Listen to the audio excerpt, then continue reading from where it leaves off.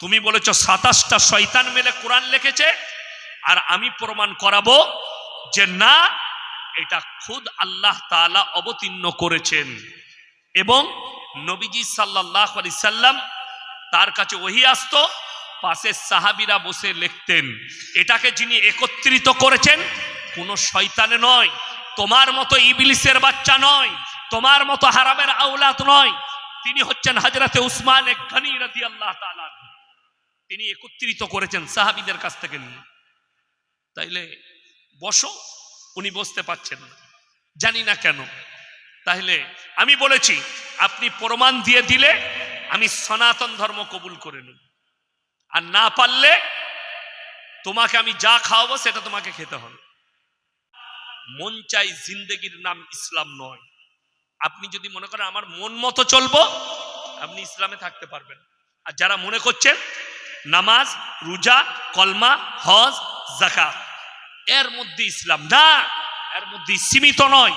পায়ের নখ থেকে মাথা পর্যন্ত পরিপূর্ণ জীবন ব্যবস্থার নাম হচ্ছে ইসলাম, যেটা গোটাটাই নবীজি সাল্লাল্লাহু আলাইহি সাল্লামের আদর্শ মোতাবিক হবে, কোরআন হাদিস মোতাবিক হবে চলাফেরাটা। আপনি জানেন একটা মুসলিম সে যদি পরিপূর্ণভাবে রসুলের আদর্শে আর কোরআন মোতাবিক চলে, আপনার কাছ থেকে পৃথিবীর কেউ কষ্ট পাবে না।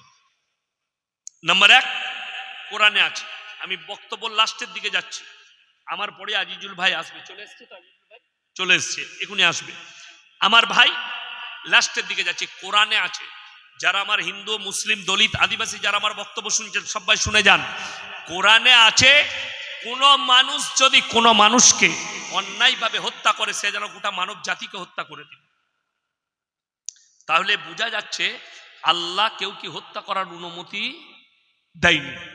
নাম্বার 2, তোমরা কোন মানুষ যদি কোন মানুষের উপকার করে, সে যেন গোটা মানব জাতির উপকার করল।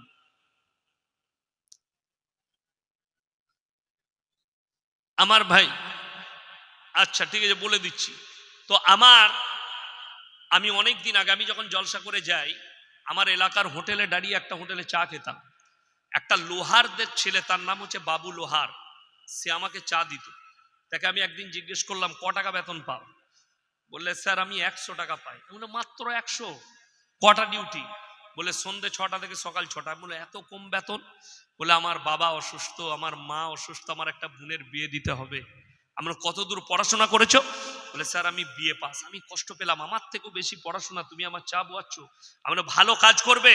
বলে স্যার কোথায়? আমরা মুম্বাই যাও, 15,000 টাকা বেতন পাবে, খালি সুতো কাটবে বসে ইজ্জতের সঙ্গে, খাওয়া দাওয়া ফ্রি। বলে স্যার আপনি পাঠিয়ে দেন। তাকে পাঠিয়েছে, আমার মনেও ছিল না। 4-5 বছর ছিল সেখানে কাজ করেছে, তার বোনের বিয়ে হয়ে গেছে। আমি এই কবে মুম্বাই গিয়েছিলাম, জানুয়ারিতে, আমার কাছে ফোন এসছে ওই ছেলেটা। আমি তার গলা শুনে বুঝতে পেরেছি। আমি বলে রে বাবু বলছিস? হ্যাঁ স্যার আমি বলছি। কোথায় আছিস? বলে পুরুলিয়া ডিস্ট্রিক্টে একটা আশ্রমে কাজ করি স্যার। আমি বললাম আমাকে মনে আছে? বলছে স্যার আপনাকে মৃত্যুকাল পর্যন্ত ভুলতে পারবো না, আপনি যে আমার উপকার করেছেন। আমি বললাম ওর বদলা আমাকে আল্লাহ দিবে। আমি তার ধর্ম দেখিনি, তার জাত দেখিনি। কেন? আল্লাহ রসুলের হাদিস, তোমার বাড়ির পাশে কে বসবাস করছে দেখো না, সে হিন্দু হোক, সে দলিত হোক, সে আদিবাসী হোক, সে খ্রিস্টান হোক, ক্ষুধার্ত হলে খাবার দাও, বস্ত্রহীন হলে বস্ত্র দাও, বিপদে পড়লে পাশে দাঁড়াও। দেখো না কোন জাতির।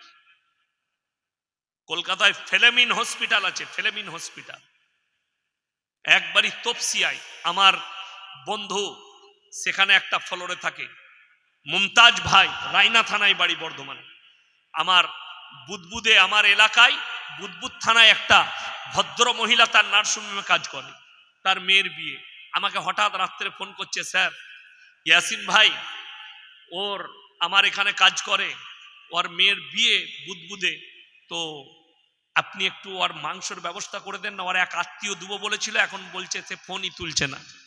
আমি বললাম কতটা মাংস লাগবে? 50 কিলো। আমি বললাম সকালে তার বাড়িতে পৌঁছে যাবে, নম্বর দিয়ে দেন। আমি জিজ্ঞেস করিনি তার ধর্মটা কি, জিজ্ঞেস করিনি তার জাতটা কি। এটাই আমার রসুল শিক্ষা দিয়েছেন। রাস্তায় যদি কেউ কি বিপদে দেখো, তার পাশে দাঁড়াও, তার ধর্ম নয়, সে যেই হোক। তার পাশে দাঁড়িয়ে উদ্ধার করো। এইটাই তো ইসলাম। তাহলে যে ইসলাম, যে নবীজি বলে গেল যে ক্ষুধার্তকে খাবার দাও, বস্ত্রহীনকে বস্ত্র দাও, বিপদে পড়লে পাশে দাঁড়াও, তাহলে কোনো নেমক হারাম, কোনো অশিক্ষিত মূর্খ বলছে ইসলাম লোককে মার্ডার করতে বলেছে অন্য ধর্মের মানুষকে, আর তার কথা আপনারা মেনে নিচ্ছেন? তার বাপের হিম্মত হয়নি। আমাদের সাথে বসো। 100টা মৌলবি ইনভাইট করেছে, 100টা মৌলবি। আমি নিজে ইনভাইট করেছি যে আপনার থানায় আপনি বসতে চাইলে আপনি বসুন, আপনি প্রশাসনকে ঠিক করুন, থানায় বসবো। লোক আপনার বেশি থাকবে, আমার কম থাকবে।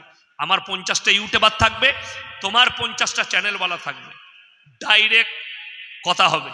তুমি বলেছো 27টা শয়তান মেলে কোরআন লিখেছে, আর আমি প্রমাণ করাবো যে না, এটা খুদ আল্লাহ তাআলা অবতীর্ণ করেছেন। এবং নবীজি সাল্লাল্লাহু আলাইহি সাল্লাম, তার কাছে ওহী আসতো, পাশে সাহাবীরা বসে লিখতেন। এটাকে যিনি একত্রিত করেছেন কোন শয়তানে নয়, তোমার মতো ইবলিসের বাচ্চা নয়, তোমার মতো হারামের আওলাদ নয়। তিনি হচ্ছেন হযরতে উসমান গনি রাদিয়াল্লাহু তাআলা। তিনি একত্রিত করেছেন সাহাবীদের কাছ থেকে নিয়ে। তাইলে বসো, উনি বসতে পারছেন না, জানি না কেন।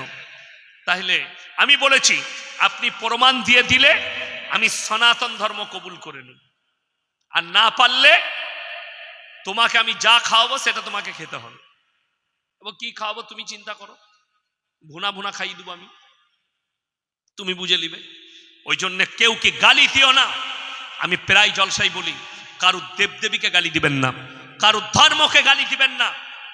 একজন হিন্দু ভাই যদি নবীকে গালি দেয়, তার জন্য গোটা কমিউনিটি দায়ী নয়, গোটা হিন্দু জগৎ ভাইরা দায়ী নয়। ইসলাম এটা শিক্ষা দেয়নি। একজন অপরাধী হলে সবাই অপরাধী। আমাদের দেশে অনেক লোক আছে, এই নামাজ পড়তে যাও না, নামাজ পড়ে কি করব? মসজিদে গেলে মুসল্লিরা জুতো চুরি করে, এই নামাজিরা জুতো চোর। চোর নামাজি সেজে যায়। নামাজি কখনো, মুসল্লি কখনো চোর হতে পারে না। অরিজিনাল যারা নামাজি তারা চোর নয়। অবাক হবেন, গেইছে ছিঁড়া জুতো পরে জুম্মার দিন, আর বেরিয়ে আসছে নতুন জুতো পরে। তুমি কি বললে পাড়ায় পাড়ায় কি হয়? মেয়েদের জিকের হয়। জিকেরটা করায় কে? হ্যাঁ, জিকির করায়। একটা কথা শুনেলেন, 24 পরগনায়, নদিয়ায় অনেক জায়গায় হয়। মেয়ে শিল্পী নিয়ে গজল বলা, মেয়েদের গলার আওয়াজটাকেও হাদিসে পর্দা বলা হয়েছে। কিসের আওয়াজটাকে বললাম? গলার আওয়াজ, পর্দা। পায়েতে ঘুঙুর পরতে নাই, কেন জানেন? পায়ে নুপুর। ধরলেন আমি আপনার বাড়িতে এসছি, কোথায়